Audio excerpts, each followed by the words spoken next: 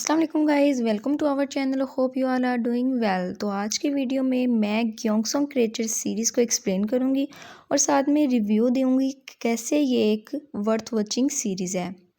गयोंगसोंग creature series की story जानने के लिए आपको मेरी वीडियो को आखिर तक देखना होगा, तभी आप जान पाओगे कि इसकी असल स्टोरी है क्या और ये बाकी सीरीज़ से कैसे अच्छी है। So if you ready, let's start our video. इस सीरीज़ की स्टोरी लाइन हमारे हीरो हीरोइन के गिर्द घूमती है। आपको बताती जाऊँ कि इस सीरीज़ की स्टोरी लाइन का आपको 2-3 एपिसोड में ही पता चल जाएगा। इसमें कोई भी मिस्ट्री नहीं है, लेकिन इसमें बहुत सी चीज़ों का सस्पेंस है जो आपको इस सीरीज़ के साथ जोड़े रखता है। आखिर तक आपको सस्पेंस ही है जो इस सीरीज़ के साथ जोड़े रखेगा, बाकी मिस्ट्री का तो इसमें कुछ भी नहीं है। स्टोरी आपको 2-3 एपिसोड में ही सारी समझ आ जाएगी। तो बात कर लेते हैं हमारे हीरो हीरोइन की। हमारी हीरोइन जिनका नाम है चेओक, जो कि एक जासूस होती हैं, जो कि काफ़ी अरसे से यानी 10 साल से अपनी माँ की तलाश में होती हैं और इसी तलाश में वो और उसके फादर एक जासूस बन जाते हैं। और दूसरी तरफ हमारे हीरो हैं जिनका नाम है जंग तेसंग, जो कि the house of golden treasure के मालिक और गयोंगसोंग के अमीर तरीन आदमियों से एक हैं। तो स्टोरी कुछ इस तरह से है कि गयोंगसोंग पर जापानियों का राज होता है और जापानियों का पुलिस ऑफिसर इशिकावा जंग तेसंग से कहता है कि वो उसके लिए उसकी राखेल को ढूंढे, जो कि 1 हफ्ते से गायब होती है। जंग तेसंग ये काम करने से मना कर देता है, लेकिन इशिकावा को पता होता है कि उसके अलावा ये काम कोई भी नहीं कर सकता। इशिकावा उसको धमकाता है कि उसको ये काम करना ही पड़ेगा, वरना आज तक उसने जो भी कमाया है वो सब उससे छीन लिया जाएगा। जंग तेसंग को अपनी दौलत और अपनी जान से बहुत ज़्यादा प्यार होता है, जिसकी वजह से वो ये काम करने के लिए मान जाता है। जंग तेसंग अपने सारे जासूस को भेजता है म्योंगजा के बारे में पता लगाने के लिए। म्योंगजा जो कि इशिकावा की राखेल होती है। जंग तेसंग के सारे जासूस इस काम में नाकाम हो जाते हैं। जंग तेसंग की करीबी मिस नोएल उन्हें बताती हैं कि ये काम जासूस के अलावा और कोई भी नहीं कर सकते, और इसी सिलसिले में वो हमारी हीरोइन चेओक से मिलता है। और दूसरी तरफ चेओक एक आदमी की तलाश में होती है जिसका नाम होता है इशिमोतो, जो कि एक पेंटर होता है। चेओक इस आदमी को इसलिए तलाश कर रही होती है क्योंकि 1 साल पहले इस आदमी ने उसकी माँ की तस्वीर बनाई होती है और वो इस उम्मीद में इस आदमी को ढूंढ रही होती है कि शायद वो चेओक की माँ के बारे में कुछ जानता हो।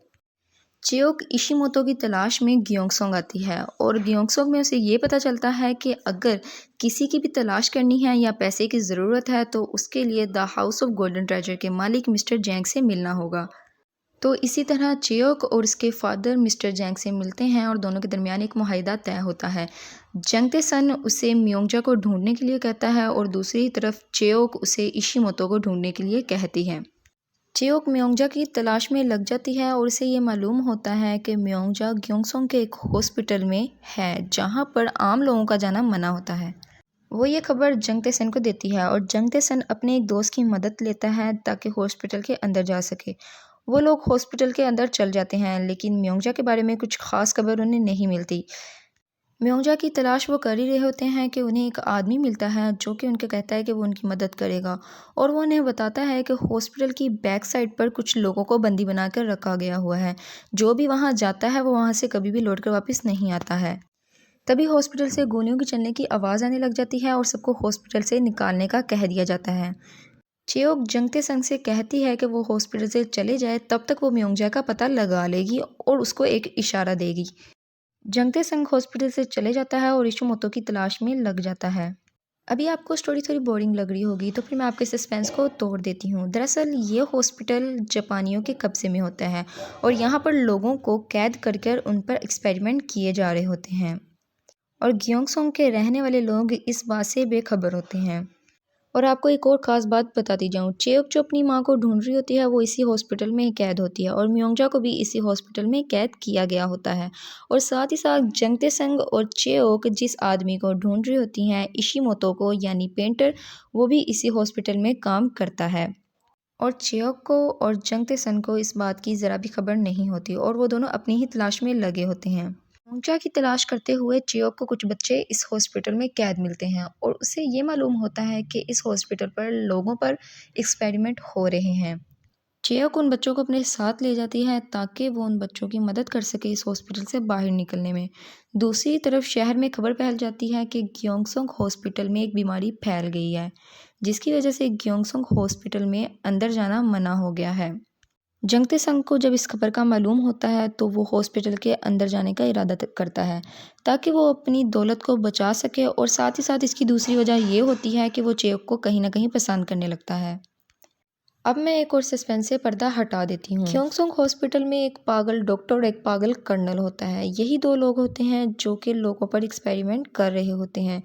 ये लोग दो औरतों पर एक्सपेरिमेंट करते हैं, जिसमें से एक औरत पर ये एक्सपेरिमेंट कामयाब हो जाता है और वो कुछ पानी पीने के बाद एक अजीब से राक्षस में तब्दील हो जाती है। एक्सपेरिमेंट कामयाब होने के बाद वो एक राक्षस में तब्दील हो जाती है और लोगों को मारने लगती है। वो लोग उसको कैद में कर ही लेते हैं कि तभी वो वहाँ से भाग जाती है, यानी वो राक्षस वहाँ से भाग जाती है।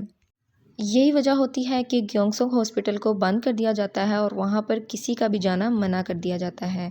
और यही खबर शहर में फैल जाती है कि ग्योंगसोंग हॉस्पिटल में कोई बीमारी फैल गई है। मज़े की बात यह है कि जंगते संग और चेयोक दोनों को पता नहीं होता कि हॉस्पिटल में एक राक्षस मौजूद है। इस मिशन में चेयोक और जंगते संग के साथ और भी लोग मौजूद होते हैं जो उनकी मदद करते हैं। एक आदमी वो जो कि हॉस्पिटल में काम करता होता है, और साथ में एक ऑफिसर जो कि कई अरसे से यहाँ पर फंसा होता है, और इशिमोतो जो यहाँ पर एक वर्कर होता है और एक पेंटर होता है। जंगते संग चियोक को बताता है कि जिस पेंटर को वो ढूंढ रही थी वो वही इशिमोतो है जो उनके साथ इस वक्त मौजूद है। चियोक इशिमोतो से अपनी माँ के बारे में पूछती है, लेकिन इशिमोतो उससे झूठ बोल देता है कि वो उसकी माँ को नहीं जानता। चियोक काफ़ी मायूस हो जाती है और वापस से म्योंगजा की तलाश में लग जाती है। इशिमोतो उन्हें हॉस्पिटल का एक नक्शा देता है जो कि उनकी मदद करेगा म्योंगजा को ढूंढने के लिए। जंगते संग और चियोक म्योंगजा की तलाश में लग जाते हैं और दूसरी ही तरफ वो राक्षस खुलेआम घूम रही होती है और लोगों को मार रही होती है। दोनों तलाश करते हुए उसी फ्लोर पर चले जाते हैं जहाँ पर वो राक्षस मौजूद होती है, और वहाँ पर वो उन राक्षस को देख लेते हैं और एक दूसरे की मदद करते हैं बचने बचाने के चक्कर में वो जापानियों के हाथ लग जाते हैं और वो पकड़े जाते हैं। वो राक्षस से तो बच जाते हैं लेकिन जापानियों के हाथ लग जाते हैं। जापानी चियोक को और जंगते सन को एक दूसरे से अलग कर देते हैं। जंगते सन को यूँ लगने लगता है कि अब तो उनकी जान खतरे में है और वो इस हॉस्पिटल से नहीं निकल पाएंगे और वो अपनी दौलत भी खो देगा। वहीं तब एक रोशनी सामने आती है, यानी एक रास्ता मिलता है। जापानी का एक ऑफिसर जंगते संग को कहता है कि वो उसकी मदद करेगा, बदले में उसे उसका पैसा चाहिए। यानी वो उसके साथ डील करता है कि अगर जंगते संग उसे एक घर दे रहने के लिए और बहुत से पैसे दे तो वो उसकी मदद ज़रूर करेगा। जंगते संग इस डील के लिए मान जाता है और उस ऑफिसर से कहता है कि वो चियोक को ढूंढने में उसकी मदद करे और साथ में यहाँ से बाहर निकलने में उसकी मदद करे और उनके जासूस तक ग्योंगसोंग शहर में पैगाम पहुँचाने में उसकी मदद करे। ऑफिसर मान जाता है और ये तीनों काम करने में उसकी मदद करता है। दूसरी तरफ चियोक उस पागल कर्नल से मिलती है जिसने लोगों पर एक्सपेरिमेंट किए होते हैं और जिसने उस राक्षस को बनाया होता है। यहाँ पर एक और सस्पेंस की बात है जो मैं आपको बताती हूँ। कर्नल और डॉक्टर ने जिन दो औरतों पर एक्सपेरिमेंट किया होता है उनमें से एक औरत चियोक की माँ होती है, और जो राक्षस होती है वो चियोक की माँ ही होती है। फिलहाल चियोक को इस बारे में कुछ भी नहीं मालूम होता। वो कर्नल से मिलती है और बातों ही बातों में कर्नल को ये पता लग जाता है कि चियोक उस राक्षस की बेटी है। वो पागल कर्नल उसे बताता है कि वो उसकी माँ से मिल चुका है, लेकिन चियोक को ये नहीं बताता कि जिस राक्षस से वो मिल चुकी है वो उसकी माँ ही है। कर्नल चियोक से बातें करने लगता है और धोखे से उसे वही पानी पिलाने की कोशिश करता है जो कि उसकी माँ ने पिया होता है, ताकि चियोक भी एक राक्षस बन जाए अपनी माँ की तरह। फिर कर्नल चियोक को उसी काल कोठरी में बंद कर देता है जहाँ पर उसकी माँ को बंद किया हुआ था। जब चियोक उस काल कोठरी में बंद होती है तो खून से लिखा हुआ दीवार पर एक मैसेज देखती है जो कि उसकी माँ ने उसके लिए लिखा होता है। इससे उसको पता चलता है कि ज़रूर उसकी माँ के साथ कुछ हुआ है और वो करने वाला कर्नल ही है। फिर चियोक किसी तरह उस काल कोठरी से बाहर निकलती है और उस कर्नल के पास जाती है और गन पॉइंट पर उससे पूछती है कि वो उसकी माँ को कैसे जानता है और उस वक्त उसकी माँ कहाँ है। जापानी ऑफिसर चियोक को बताता है कि जिस राक्षस से वो मिली है वो उसकी माँ ही है, और ये सुनने के बाद चियोक काफ़ी शॉक्ड हो जाती है। दूसरी ही तरफ जंगते संग च्योक को बचाने के लिए आ जाता है और च्योक का हाथ पकड़ता है और उसको कहता है कि मैंने बाहर निकलने का रास्ता ढूंढ लिया है, चलो अब यहाँ से चलते हैं। जिस पर च्योक उसको कहती है कि आज से हमारे रास्ते अलग हो गए हैं, मैंने अपनी माँ को ढूंढ लिया जो कि इसी हॉस्पिटल में है और मैं उनको यहाँ से लिए बगैर नहीं जाऊँगी। जंगते संग उसे गले लगाता है और उसे कहता है कि प्लीज़ ज़िंदा रहना, और इसी तरह वो फिर से एक दूसरे से अलग हो जाते हैं। दूसरी ही तरफ जंगते सन म्योंगजा की तलाश में निकल जाता है, लेकिन वहाँ पर उसे म्योंगजा तो नहीं मिलती, लेकिन बहुत से लोग वहाँ उसे मिलते हैं जो कालकोठरियों में कैद होते हैं, जो कि उससे कहने लगते हैं कि प्लीज़ मिस्टर जंग हमें यहाँ से बचा लें और अपने साथ ले जाएं। जंगते संग उन लोगों को वहाँ से निकालता है और अपने साथ ले जाने का फैसला करता है। जंगते संग वहाँ से लोगों को निकाल कर हॉस्पिटल की दूसरी मंजिल पर ले जाता है ताकि वो वहाँ पर हिफाजत से रहें। लेकिन जापानी ऑफिसर्स को इस बारे में पता लग जाता है कि लोग भाग चुके हैं और वो लोगों की तलाश में लग जाते हैं।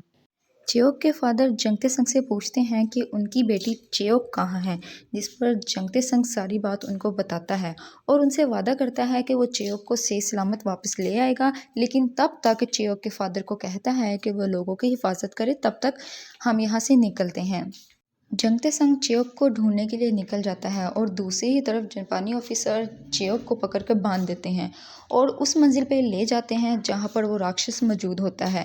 कर्नल सोच रहा होता है कि जो राक्षस उसने बनाया है क्या वो अपनी बेटी को देखकर उसे मारता है कि नहीं मारता है, यानी उसका बनाया हुआ क्रेचर, उसका एक्सपेरिमेंट कामयाब हुआ या नहीं हुआ।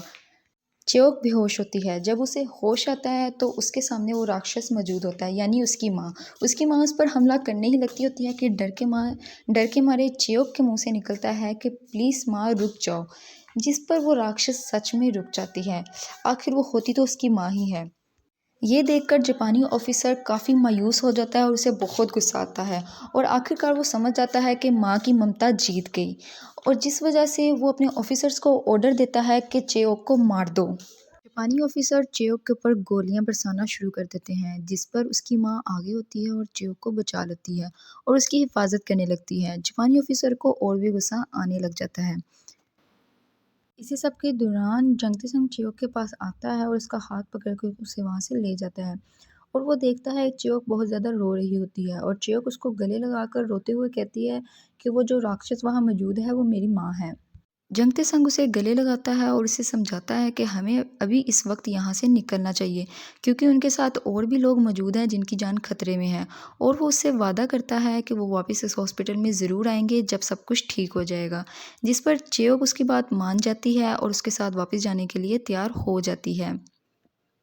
दूसरी तरफ जापानी ऑफिसर उस राक्षस पर एक गैस छोड़ते हैं जिसकी वजह से वो उसको कंट्रोल में कर सकते हैं। जंगते संग च्योक को लेता है और उस रूम में ले जाता है जहाँ पर सारे लोग मौजूद होते हैं। जंगते संग सब लोगों को बताता है कि यहाँ से निकलने के लिए उनके पास सिर्फ 10 मिनट है, यानी 10 मिनट में उनका आदमी यहाँ पर मौजूद होगा जो सब लोगों को बाहर निकाल देगा। अभी ये बात चल ही रही होती है कि तभी वहाँ पर एक जापानी ऑफिसर आ जाता है म्योंगजा को लेकर। ये वही जापानी ऑफिसर होता है जिसने जंगते संग के साथ डील की होती है कि वो बाहर निकलने में उनकी मदद करेगा। वो अंदर आ जाता है म्योंगजा के साथ और जंगते संग को कहता है कि प्लीज़ जंगते संग मेरी मदद करो, मैं भी तुम लोगों के साथ इस हॉस्पिटल से बाहर निकलना चाहता हूँ। जिसकी वजह से जंगते संग का काम आसान हो जाता है और म्योंगजा उसे मिल जाती है। दूसरी ही तरफ शहर में मौजूद जंगते संग के लोग इस प्लान में काम कर रहे होते हैं।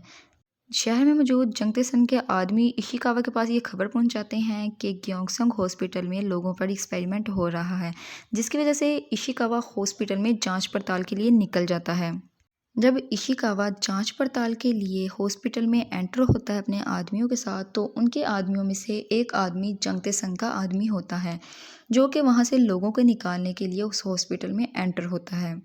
जंगते संग और सभी लोग वहां से निकलने ही वाले होते हैं कि जापानी ऑफिसर दूसरी मंजिल को घेर लेते हैं।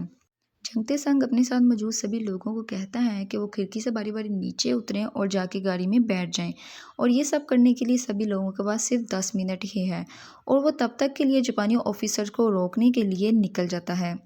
तभी चेयोक भी जंगते संग के पीछे चले जाती है और उसको कहती है कि वो उसकी मदद करेगी जापानी ऑफिसर्स को रोकने में।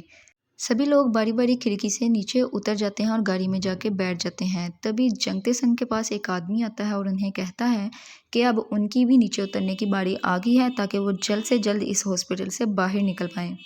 जंगते संग खिड़की के पास जाता है और चेक को कहता है कि वो नीचे उतरे और गाड़ी में जाके बैठ जाए, जिस पर चेक उसको कहती है कि पहले तुम जाओ, जिस पर जंगते संग कहता है कि तुम फिक्र मत करो, मैं ज़रूर नीचे आऊँगा, पहले तुम जाओ और जाके गाड़ी में बैठ जाओ।